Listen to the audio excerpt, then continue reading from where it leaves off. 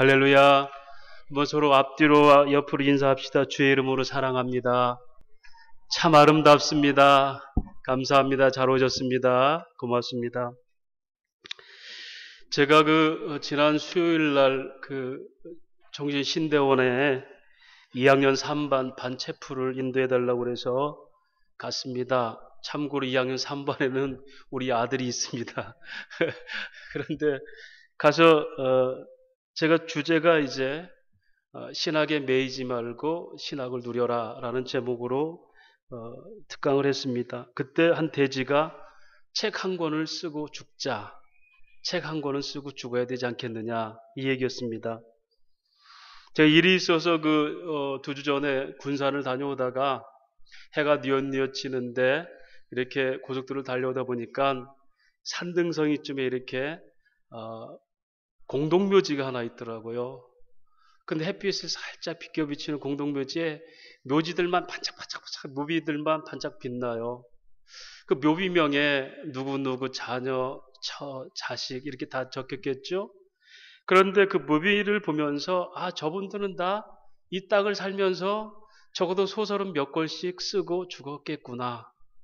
여러분, 인생은 아무리 여러분 그냥 왔다 가는 같아도 삶의 굽이굽이마다 소설을 쓰고 죽잖아요. 저분들 중에 누구는 책을 썼을까? 저렇게 묘비는 저렇게 주렁주렁 있는데 저분들이 삶의 흔적들은 어떻게 남기고 갔을까? 그런 생각이 들었습니다. 오늘 저와 여러분이 어떤 일을 가지고 어떤 분야의 전문가이든 어떻든 삶을 살았다면 자신만의 삶의 비결들을 적어내는 것 정도는 필요해요. 그래서 책 한 권을 쓰고 죽어야 된다. 이것이 자녀들에게도 유산이 될 뿐 아니라 우리 삶의 보람과 의미로 남겨둘 수가 있습니다. 어느 중국 음식 달인인 짬뽕을 잘 만들어서 그 집 가서는 짬뽕을 먹으려면 몇 시간씩 줄을 서는 곳이 있더라고요. 그런데 그분이 소개됐는데 그분이 갖고 있는 레시피가 있어요. 레시피 목록 보니까 다른 게 없습니다.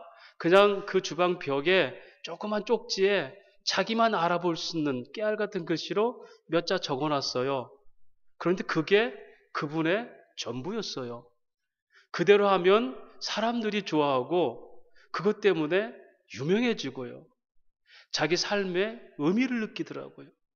그건 책이 아니었습니다. 쪽지 한 장이었지만 그 어떤 고전과 사람을 감동시키고 사람들에게 소망을 주는 그런 책보다 훨씬 더 두꺼운, 아닙니다, 가치 있는 책이 그 벽에 붙어 있는 그만의 레시피 쪽지였습니다.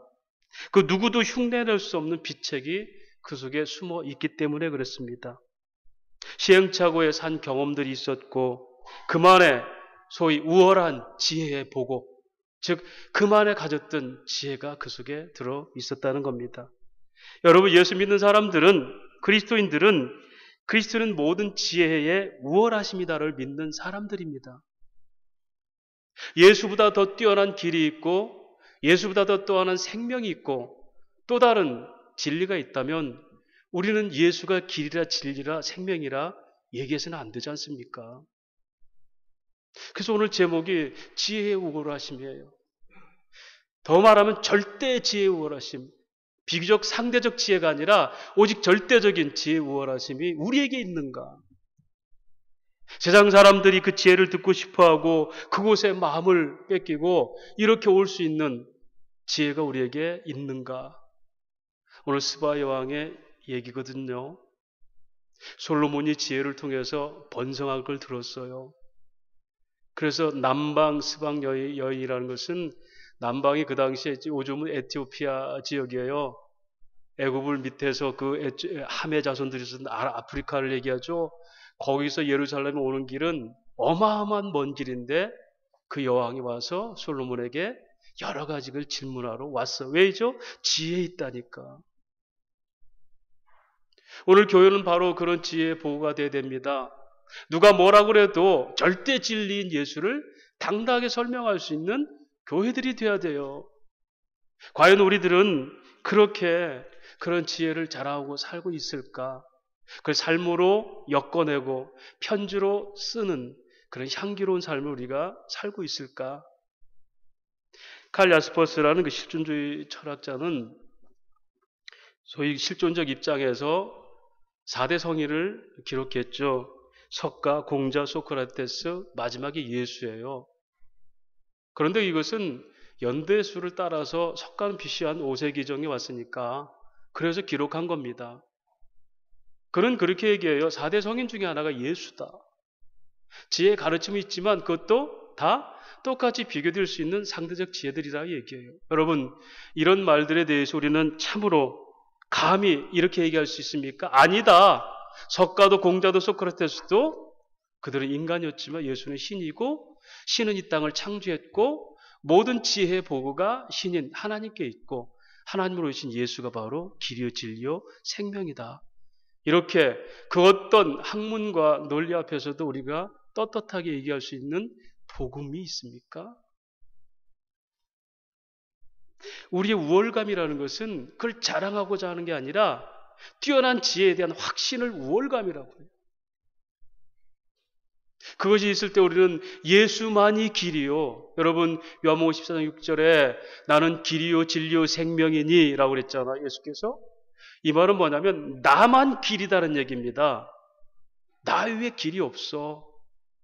이 말 하나만 갖고 여러분 생각이 좀 많지 않습니까? 세상은 많은 길을 얘기하잖아요. 돈 버는 길, 출세하는 길, 행복한 길, 참으로 가치 있게 사는 길 수없이 얘기하는데 나만 길이야 라고 얘기할 때 동의하십니까? 아니 세상 사람들에게 오직 예수만 길이야 라고 지혜의 우월감으로 주장할 수 있겠냐는 거예요. 예수님 말씀하시죠? 나만 진리다.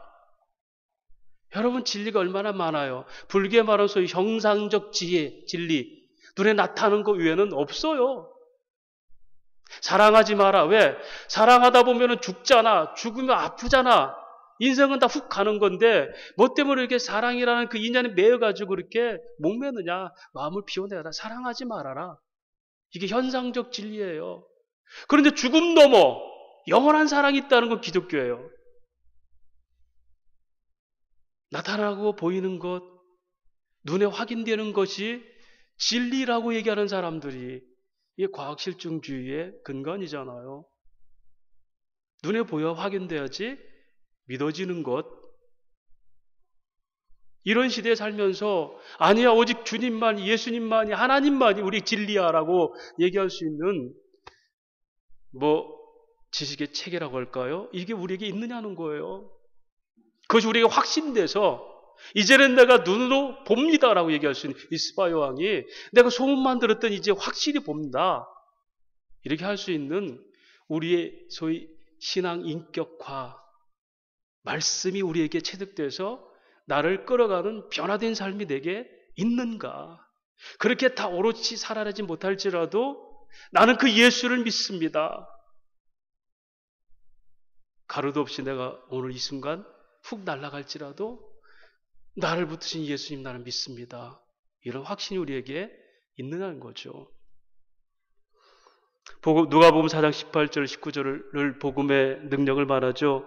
주의 성령이 내게 임하셨으니 이는 가난한 자에게 복음을 전하게 하시려고 내게 기름을 부으시고 나를 보내사 포로된 자에게 자유를 눈먼 자에게 다시 보게 함을 전파하며 눌린 자를 자유롭게 한다. 이 묶인 것을 자유롭게 하는 이 진리의 은혜, 이 복음의 능력이 우리에게 여전히 주님이 그렇게 당신을 소개했던 것처럼 우리에게도 그 믿음이 있느냐는 겁니다. 오늘 본문이 바로 그 내용이죠. 설명드린 것처럼 솔로몬이 이제 하나님의 약속에 따라서 다윗 왕국이 설립되죠. 왜요? 하나님이 유다의 홀 다윗의 자손으로 예수가 오라고 했기 때문에 하나님 나라의 깃들인 왕국이 세워져야 돼요. 이게 다윗 왕국이에요. 그러고 와서 세워진 왕국이 하나님 백성들이 죄를 지을지라도 너희를 속죄의 그 장소로 만든 게 뭐죠? 성전을 누가? 솔로몬 그 아들을 통해서. 그래서 솔로몬이 40년 동안 태평성세를 누리잖아요. 7년 동안 성전 짓고 13년 동안 왕궁을 짓고 수많은 사람들이 같이 먹으면서 이렇게 평화로운 삶을 사는 소위 솔로몬, 샬롬 왕으로 살잖아요. 여러분, 이건 열왕기 상하의 주제는 성경신학적으로 이탈 왕조의 멸망이에요. 그렇게 솔로몬이 누렸던 그 시대 40년 뒤에는 다 멸망당해서 다 쫓겨가고 잡혀가 버리잖아요. 이스라엘. 성전도 다 파괴되잖아요. 이렇게 하나님 은혜로 사는 백성들지라도 이렇게 죄악 가운데 있는 백성은 멸망당한다는 것이 전제가 바로 열왕기 상하의 주제 내용입니다. 그럼 이 열왕기 상을 어떻게 봐야 될까? 솔로몬처럼 1,000번째를 드려야지 하나님 은혜 받고 그래서 부강하게 살아. 그리고 죄를 지으면 멸망해.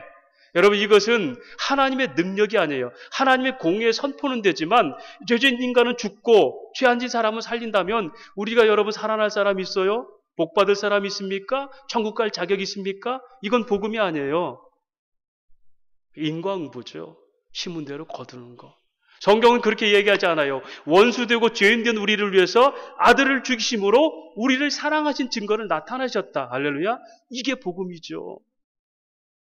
그들은 그렇게 멸망당합니다. 그러나 다시 돌아와서 수룹바벨 성전을 짓고 그 뒤로 예수가 오셔서 눈에 보이는 성전이 아니라 우리 안에 있는 하나님 나라를 믿음으로 선포하신 것이 이게 신구약의 연결고리예요. 그게 열왕기 상하가 그 역할입니다. 솔로몬 왕의 번성이라는 거예요. 여러분, 솔로몬 왕의 번성은 뭘 뜻합니까?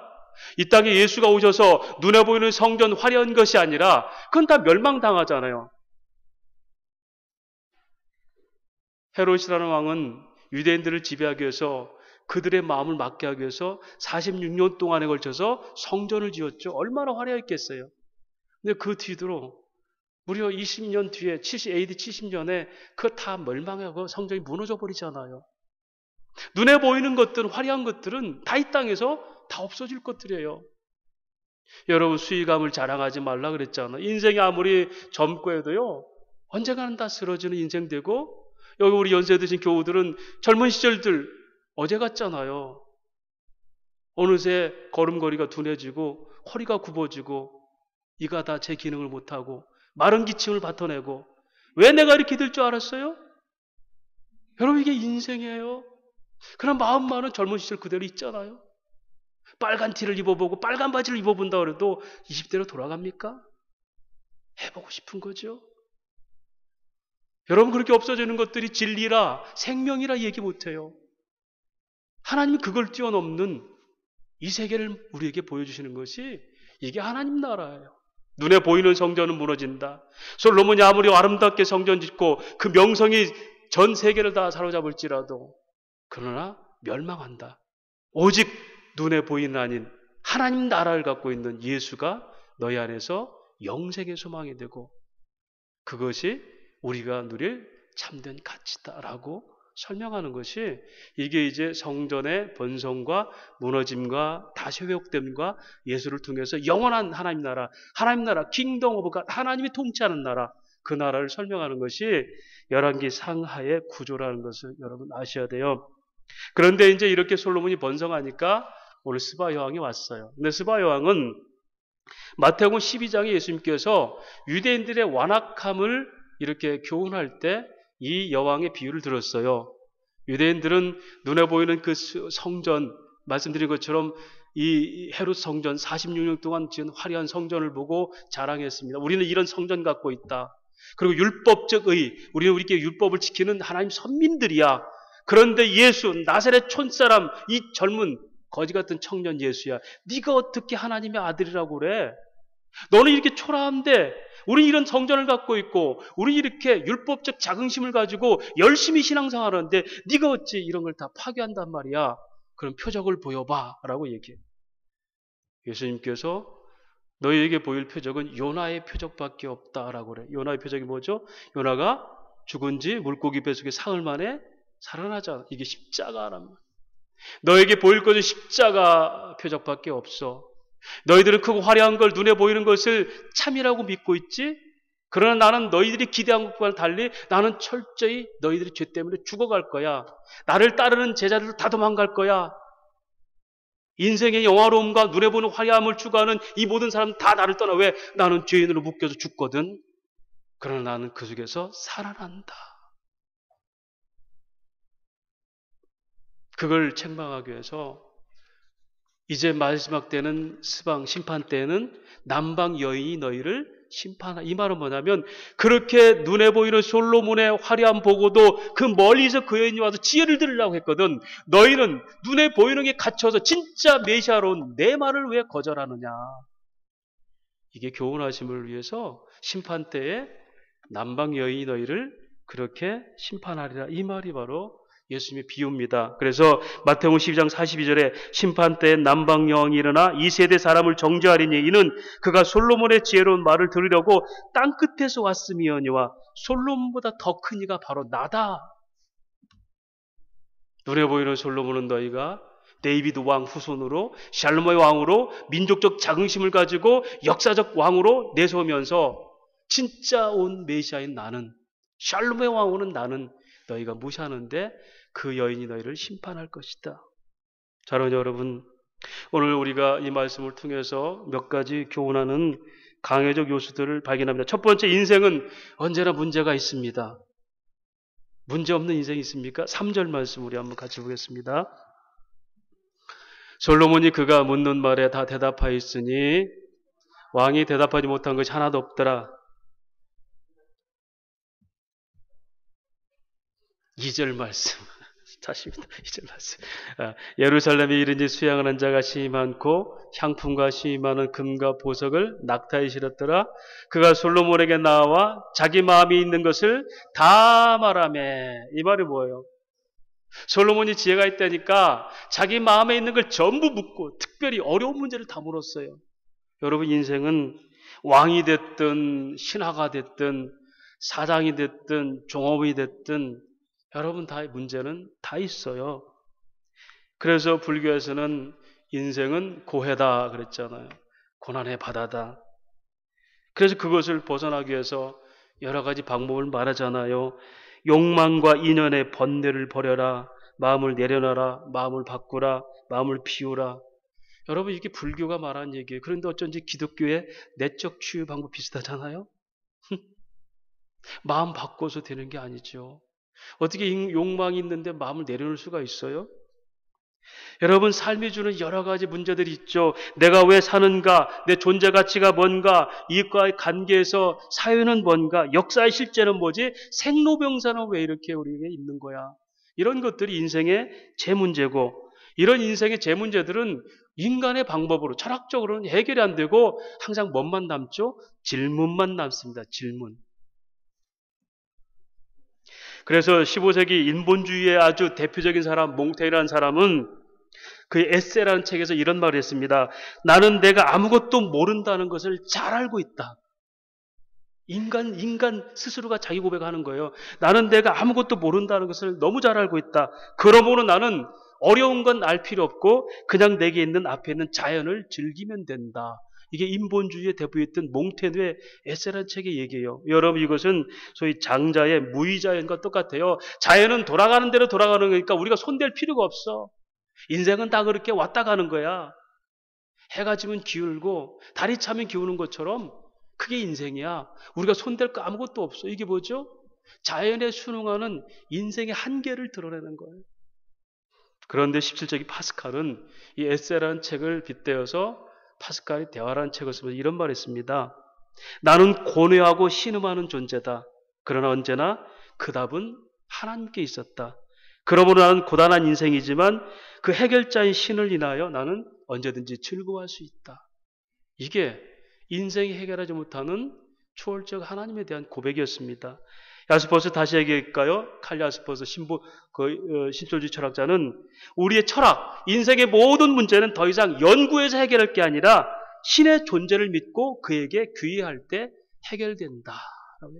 저는 이 얘기를 1983년도 지편전이라는 그 부산에 있는 어느 도서관에서 제가 철학사를 공부하다가 혼자 독학하다가 마지막 실존주의 이 부분을 보고 제가 갈릴레오가 그런 목욕탕에 튀어나간 것처럼 제가 도서관에서 감을 콱 들렸어요. 그래서 나는 하나님을 믿습니다. 여러분, 인간의 모든 문제를 인간 스스로 해결할 수가 없고 철학의 제 문제는 하나님을 믿는 거였다. 창조론을 인정해서부터 인생의 모든 문제는 해결됐다는 거예요. 그런데 그가 덧붙여 이런 말합니다. 그러나 인간의 자존심은 난파선에서 마지막 뗏목 조각을 붙들고 있을 때까지는 자신의 지혜를 의지하려고 그런다. 웬만해서는 하나님 인정 안 하려고 그런다. 인간은 그래서 이 모든 문제를 다 지니고 있습니다. 그래서 그 문제를 어떻게 해결하려고 하는가? 어디서 해결하는가? 이것이 관건이죠. 두 번째로 3절 말씀 봅시다. 솔로몬이 그가 묻는 말에 다 대답하였으니 왕이 알지 못하여 대답하지 못한 것이 하나도 없었더라. 대답하지 못한 것이 하나도 없었더라. 이게 뭐죠? 하나님의 지혜는 인생의 문제를 대답하지 못할 게 하나도 없다는 거예요. 잠언 3장 15절 17절 말합니다. 지혜는 진주보다 귀하니 네가 사모하는 모든 것으로도 이에 비교할 수 없도다. 그의 오른손에는 장수가 있고 그의 왼손에는 부귀가 있나니 그 길은 즐거운 길이요 그 지름길은 다 평강이니라. 여러분, 오늘 솔로몬이 이렇게 건축을 하고 그런 번성을 누리는 이유가 어디 있습니까? 하나님께서 주신 지혜입니다. 지혜를 다시 말하면 하나님 말씀을 따라 순종하는 거였어요. 그 말씀의 순종이 뭐죠? 하나님의 언약 따라 사는 거. 그 언약을 믿고 사는 거. 이것이 솔로몬이 번성했던 그런 삶의 비결이에요. 이걸 6장 38절에 이렇게 말합니다. 11째 불월 곧 8달에 그 설계와 식양대로 성전이 다 건축하였으니 솔로몬이 7년 동안 성전을 건축하였다. 뭐라고 합니까? 성전 건축의 그런 방법이 뭐였어요? 하나님 주신 식양과 방법대로. 여러분, 우리 인생이 설계를 많이 하잖아요. 자녀들이 이제 대학 시험 이제 입시 철이잖아요. 설계를 많이 하잖아요. 그런데 여러분, 솔로몬이 그렇게 번성하고 그 지혜가 세상에 그렇게 드러나는 비결이 뭐죠? 하나님의 식양과 설계대로 건축하였더라. 잠언 16장 9절에서 말합니다. 우리 인생이 모든 길을 계획할지라도 그 걸음을 온전케 하시는 이는 하나님이시니라. 너희 마음의 경영을 그에게 맡겨라. 그러면 그이가 이루시고 여호와를 기뻐하라. 그러면 네 마음의 소원을 이루어 주시리라. 시편 37편 5절. 다 그 말이 하나님을 따라 설리하고 인생을 계획했을 때는 이런 번성함이 나타난다. 이렇게 말하고 있습니다. 그렇다면 우리의 번성 곧 모든 문제로부터 해방은 어디 있습니까? 하나님의 말씀과 지혜에 있어요. 예수가 그 하나님의 지혜입니다. 요한복음 14장 6절에 나는 길이요 진리요 생명이니 모든 지혜가 예수께 있어요. 또한 예수가 그 하나님의 안식이시죠? 마태복음 11장 28절에 수고하고 무거운 짐진 자들아 다 내게로 오라. 내가 너희를 쉬게 하리라. 예수가 그 하나님의 자유입니다. 요한복음 8장 32절에 진리를 할지니 진리가 너희를 자유케 하리라. 인생의 지혜와 사는 방식과 삶의 목적이 하나님께 있고 인생의 참된 안식, 삶의 능력이 누가? 하나님께 있고 어디 것을 묶이지 않는 자유가 어디 있어요? 하나님께 있다. 이것이 성경이 말하는 지혜의 보고인 하나님 말씀, 즉 예수 안에 있는 복음의 내용입니다. 성도는 이런 지혜를 갖고 있는 사람이에요. 그래서 사도 바울은 고린도후서 10장에 말합니다. 우리의 싸우는 무기는 육신에 속한 것이 아니다. 어떠한 견고한 지도 무너뜨리는 하나님의 능력 갖고 싸우는 것이다. 여러분, 어떤 견고한 지이 뭡니까? 그 당시 1세기에 사도 바울이 있던 시대에 헬라 철학과 유명한 그런 학문들이 그 당시를 사로잡았잖아요. 그런데 어떤 그런 세상적인 지혜도 강력하게 파할 수 있는 능력이보다 하나님 말씀이다. 그래서 하나님을 아는 것을 대적하여 높아진 것을 다 무너뜨리고 세상 학문은 뭡니까? 하나님이 없다는 걸 증명하려고 그래요. 기껏 해봤자 신존재 증명, 철학적으로 증명하려고 그러잖아요. 그 신을 믿느냐? 안 믿죠. 가설은 증명을 해도. 그래서 하나님을 대적하는 모든 생각을 무너뜨리고 모든 생각을 사로잡아 그리스도께 복종시키려 함이니 이게 바로 하나님 말씀의 능력입니다.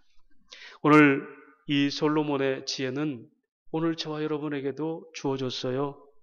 솔로몬은 잠언을 통해서 하나님의 절대 주권을 고백했고 전도서를 통해서 하나님의 영원하심을 고백했습니다. 그런데 솔로몬보다 더 우리에게는 우월한 지혜가 있어요. 왜 그럴까요? 솔로몬은 성경이 다 기록되지 않은 시대의 사람이었어요. 우리는 이미 구약과 신약이 다 완성된 시대를 살아가기 때문에 솔로몬이 구구절절히 보지 못했던 하나님 말씀의 능력들이 누구에게? 우리에게는 있다는 거. 그래서 우리 시대가 은혜의 시대요, 구원의 시대라고 얘기하는 거예요. 솔로몬보다 더 큰 지혜가 오늘 이 시대입니다. 그래서 우리가 5절 말씀 다시 보십니다. 스바 여왕이 솔로몬의 지어 건축한 왕궁과 5절에 그 상의 식물과 그의 신하들과 자석과 그의 시종들이 시립한 것과 그들의 관복과 술관원들과 여호와의 성전에 올라가는 층계를 보고 크게 감동되어, 그래서 여러분 스바 여왕이 봤던 이 모든 감동 어디 있습니까? 눈에 보이는 것이었어요. 식물을 먹는 것, 신하들의 주의들, 심지어 어디? 성전 계단까지도 너무 감동스럽게 본 거예요. 이게 뭐죠? 믿음의 눈이 아니라 눈으로 그냥 확인한 거예요. 그래서 우리가 볼 수 있는 눈은, 지혜는 보이는 것이 전부가 아니라는 것을 얘기하고 있습니다. 결국 말씀드린 것처럼 40년 뒤에, 아닙니다, 정확히 20년 뒤에 그 성전은 다 무너져 버리죠. 누구에 의해서? 바벨론에 의해서. 눈에 보는 것이 좋지만 그건 이미 무너지는. 그래서 성도가 바라보아야 될 지혜는 뭔가? 4절 말씀입니다. 스바의 여왕이 솔로몬의 모든 뭐와? 지혜와. 하나님의 말씀에 따라서 사는 것, 이게 눈에 보이지 않는 가치예요. 그렇게 살 때 뭐가? 건축이 이루어지는 겁니다. 우리 인생의 건축이 이루어지는. 그래서 시편 128편을 말합니다.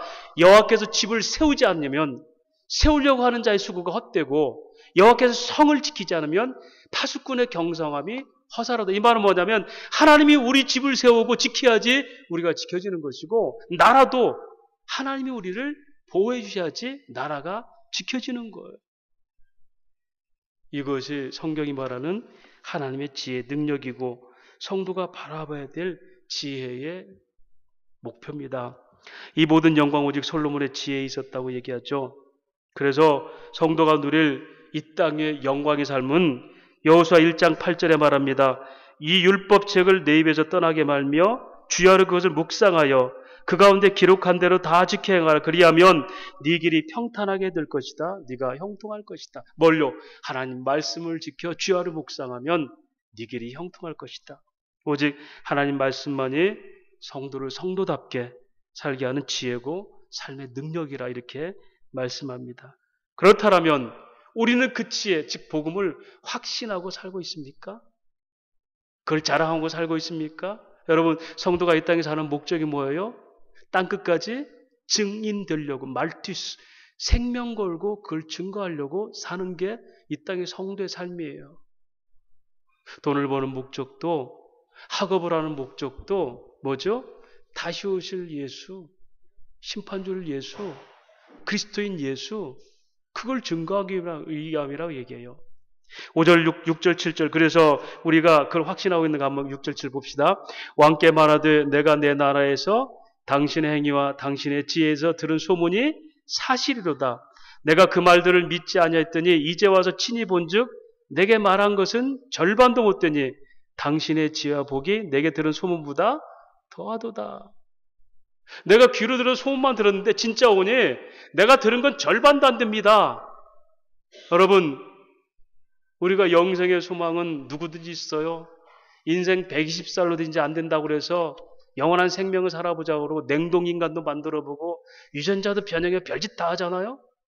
모든 질병을 극복한다고 별짓 다 하잖아요. 여러분, 그런데 그게 사실 되겠습니까? 그럼 성경이 안 맞죠. 죄의 삭은 사망이고 너희는 다 잠잘 것이다. 하나님이 인간의 형벌로 이미 죽음을 선포하셨어요. 사망 권세.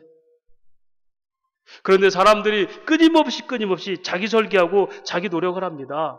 그래서 눈에 보이는, 우리가 갖고 있는 그런 듣는, 아닙니다. 소망하는 게 있어요. 뭐죠?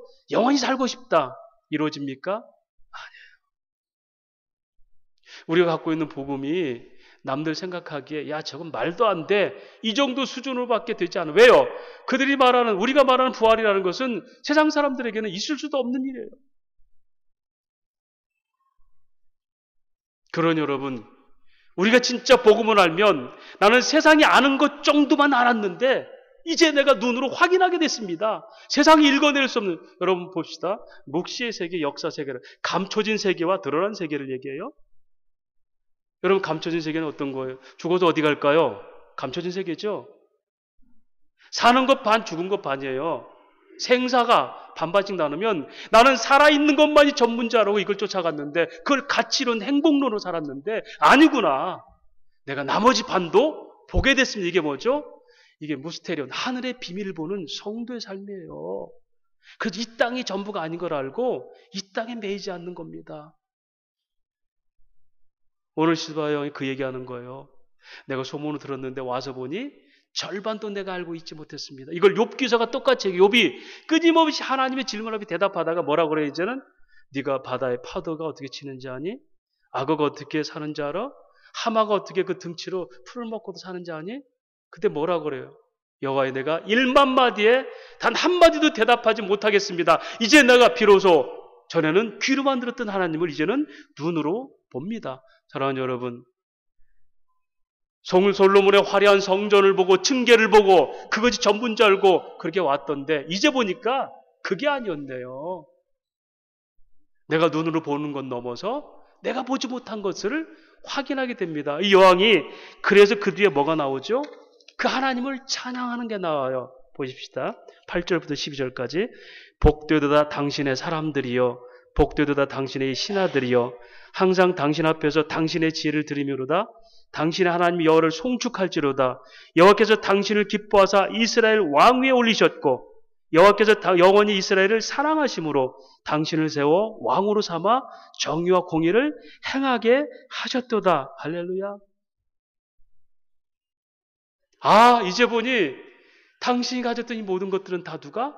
당신 하나님 여호와께 주신 지혜와 당신을 왕으로 세우셔서 여기서 정의와 공평을 행하셨다. 정의라는 것은 우리가 히브리 개념 볼 때 법률적 정의와 또 이제 심리적 정의가 있어요. 심리적 정의라는 것은 내가 이걸 정의라고 믿어야 하지 않은 미스마트라는 그런 단어고요. 그 다음에 이게 법률적, 이걸 내가 그럼 행해야지. 이걸 이제 또 공평이라고 그래요. 그런데 이것을 하나님 쪽에서 보면은 헤세드라는 정의고 이메트라는 공평이에요. 다시 말하면 하나님의 사랑이 정의고 그것을 행해지는 것이 공평이에요. 자, 하나님의 사랑의 정의를 이 땅에서 행한 분이 누굽니까? 예수. 그래서 우리에게 어떤 삶을 살아 그래요? 너희가 그 복음을 하나님의 정의를 알았지, 사랑을, 그럼 너희가 이제는 가서 이와 같이 행하라. 이게 뭐죠? 이게 예수 믿는 사람.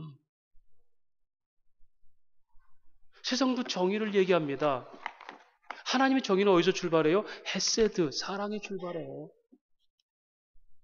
저 사랑 없는 정의, 잘난 척하는 정의가 아니고 남을 깎아는 비판해서 자기 우월감을 드러내는 정의가 아니라 결국 뭘로 나타나요? 사랑을, 어떤 사랑? 내가 죽어 네가 사는 것. 하나님 미라드에 썩어져서 다른 열매를 맺는 것. 이게 예수의 정의예요.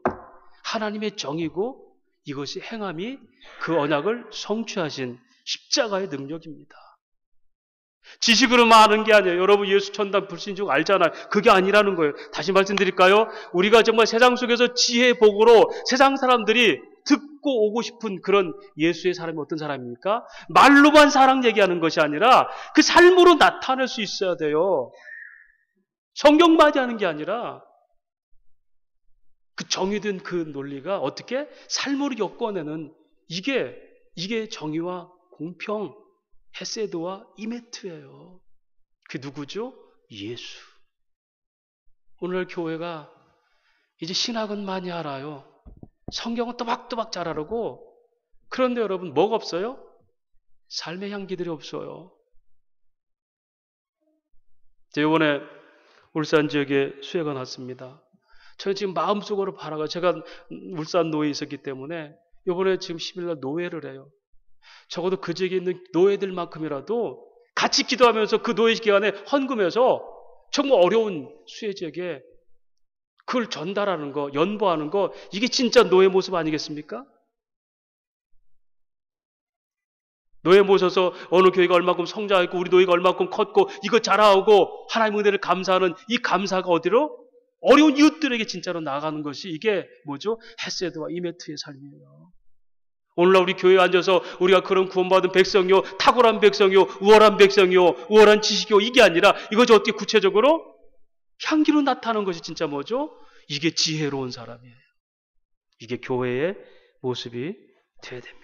10절 말씀이 그겁니다. 이에 그가 일금 110달란트와 심히 많은 향품과 보석을 왕에게 드렸으니 스바 여왕이 솔로몬 왕에 드린 것처럼 많은 향품이 다시 오지 아니했더니, 여러분 그 지혜와 은혜를 아니까 어떻게 해요? 감독에서 다 주는 거예요.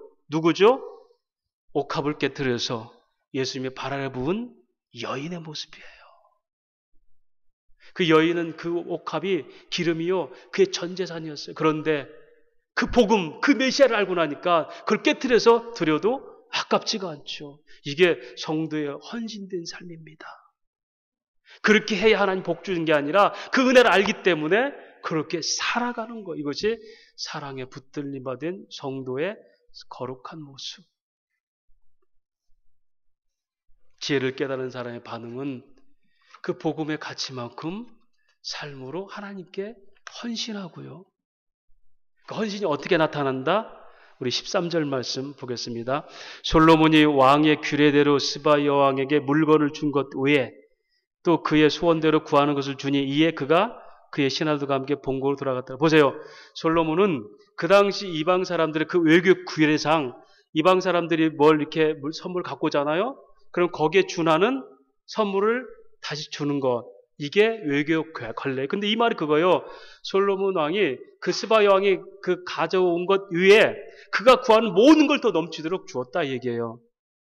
여러분, 요한복음 7장 36절 37절에 예수님 말합니다. 누구든지 목마르거든 내게 와서 마셔라. 나를 믿는 자는 그 배에서 생수의 강이 흘러넘치. 이게 무슨 말이에요? 너희 목마른 자라 다 와서 마셔. 너희가 은혜에 참여해. 그런데 그 은혜는 어떻게? 너희 배에서 넘치게 할 테니까 그걸 이웃에게 흘러내려. 이것이 성도의 삶이에요. 오늘 솔로몬은 그가 받은 것만 준 게 아니에요. 그가 받은 것에 더 넘치도록 주는 것. 이것이 뭐죠? 성도의 삶입니다. 오늘날 교회가 사람들에게 관심밖에 벗어나는 건 다른 게 아니에요. 뛰어나게 학문을 연구하고 인문학과 신학을 동원해서 그렇게 많은 것들을 발견하고 보면 볼수록 기가 막힌 하나님의 역사는 논리적으로는 깨달아도 이제는 이 삶이 나타나지 않는 거예요. 심지어는 우리가 열심히 살아도 하나님 말씀과는 관계없이 자기 중심으로 선행을 하는 그런 사람들이 있다는 거예요. 그래서 복음과 실제가 균형 있게 전달되지 않기 때문에 말만 많다 아니면 전부 다른 사람 하는 거 똑같이 하네. 이 정도밖에 교회가 메리트가 없어요. 스바의 여왕 그 먼 데서 와서 솔로몬 왕의 지혜에 감복되고 결국은 이렇게 하신 하나님 그 여호와를 내가 송축합니다. 이방 여왕이 송축자로 변하는 것은 다른 게 아니죠. 말씀과 식양대로 살아냈던 솔로몬의 삶의 능력이 그건 누가? 하나님의 약속 가운데 있었다는 거예요. 오늘도 우리가 그 약속 안에 있습니다. 우리도 그렇게 살아내야 됩니다. 그것은 억지로 하는 것이 아니라 마음껏 드려도 부족한 여인이 옥합을 깨뜨려서 정말 그 예수님 앞에 드렸던 그 헌신은 그 대상이 누군지를 알 때 아깝지 않게 드릴 수 있는 헌신의 마음이에요. 그것이 어디로? 이웃으로 넘어가는 것을 이것이 공평과 정의라고 얘기합니다. 말씀을 정리하겠습니다. 세상에 이런 일이 보니까 파푸뉴기아에 고산족들이 있더라고요. 그 사람들은 문명을 거부하고 사는 약 9만 명 정도가 있다고 그래요. 지금도. 그래서 겨우 옷만 걸쳐 입고 사는 정도의 문명의 혜택을 받고 삽니다. 이 사람들이 그냥 자연과 더불어 사는 거예요. 근데 어느 날 학교도 없어요. 근데 조금 이게 먼저 지식을 깨달은 사람이 방문해서 아이들 몇 명 앉혀놓고 그냥 교실도 없어요. 그냥 언덕에 앉아가지고 이렇게 숫자도 가르치고 말도 가르치더라고요. 그런데 이 사람들이 숫자를 가르치는데 20진법을 써요. 왜 20진법을 쓰냐니까 그들이 숫자의 한계는 20까지 세요. 왜냐하면 손가락, 발가락을 두 개 합치면 다 20이잖아요. 그래서 20개 넘어가는 걸 세물 못해요. 근데 선생님이 와가지고 아이들 4명을 모았어요. 자기까지. 그래가지고 손가락, 발가락을 4개를 합치면 몇입니까? 80. 그리고 그때부터 이 사람 놀라는 거예요. 지금까지 20밖에 못 셌는데 그 모습이 너무나 재밌어요. 손가락, 발가락 같이 대면서 하나, 둘 하면서 세는 거예요. 80까지 셉니다.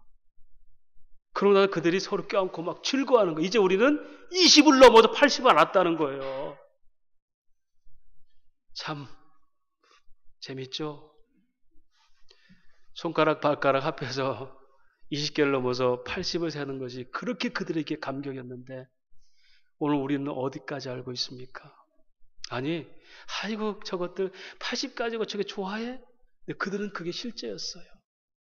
아, 맞습니다. 그들은 미개합니다. 옷도 벗고 삽니다. 그들은 계획도 없습니다. 그런데 그들은 80을 세는 것을 세상 어떤 즐거움보다 즐거움을 느끼고 있어요. 오늘 저와 여러분이 느끼는 즐거움이 어쩌면 그 정도 수준이고 아니면 그 진정성마저도 없는 우리의 지식 아닙니까? 예수 천당이라면서요. 근데 예수 지옥이 왜 나옵니까? 예수 천당이라면 어떤 상황에도 천당 같은 삶을 살아야 되는데 왜 지옥까지 고통받고 사십니까? 지식이 잘못된 거예요? 삶의 적용이 잘못된 겁니까? 길이요 진리요 생명이라고 고백한다면 그것만이 길이요 진리요 생명이라고 안다면 그것이 우리에게 확신되어야 되고 그것이 세상 시리와 사상과 그 어떤 것에도 맞서서 이길 수 있는 능력으로 나타나. 이게 복음의 능력 아니겠습니까? 그리고 그것이 어떻게 세상 사람들에게 우리가 느끼는 기쁨을 같이 느낄 수 있어. 야, 이제 손가락 발가락 모아 100까지도 셀 수 있어. 이렇게 전달하는 것이 사람을 이롭게 하는 하나님 사랑의 공평이 아니겠습니까? 우리가 아는 게 뭔지요? 지혜가 부족합니까? 그러면 성경을 봅시다. 야고보서 1장 5절에 너희 중에 누구든지 지혜가 부족하거든 모든 사람에게 후히 주시고 꾸짖지 않는 하나님께 구하라. 그리하면 주시리라. 여러분, 신앙은 이 지혜를 구하는 열정이 신앙입니다. 오늘 또 왜 여기 나오셨습니까? 예배 드려야 되기 때문에 아닙니다. 그 말씀을 통해서 이 열정을 채우고자 나온 거예요. 하나님, 지혜가 부족합니다. 이것이 신앙의 열정이고 이것이 거룩한 배고픔이고 거룩한 목마름이에요. 이런 사람에게, 배고픈 자에게 복음이 전달되는 거예요. 여러분, 우리가 무엇 때문에 목마르십니까? 왜 예배가 열정적이십니까? 내 소원 성취? 하나님 천국까지 다 이미 소원 성취해 주신 거예요. 천국보다 비교할 게 뭐가 있어, 좋은 게. 그렇다면 이 땅에 천국까지 사시는 방법 하나입니다. 하나님의 지혜를 붙들고 지혜에 감격하여 하나님을 찬양하고 그 지혜의 능력을 이웃에게 넘겨줄 수 있는 이게 교회입니다. 이것이 지혜의 뛰어남이고 우월함입니다.